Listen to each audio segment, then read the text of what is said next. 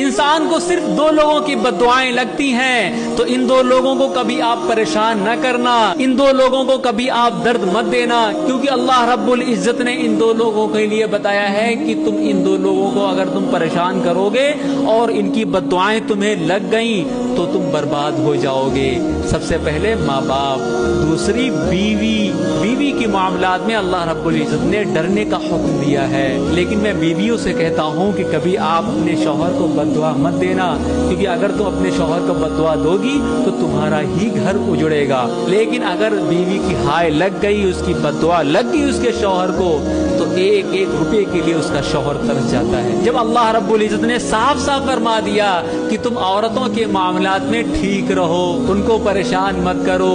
ان کا حق نہ مارو، تو وہ کون سی عورتیں؟ محلے پڑوس کی عورتیں؟ نا نا نا،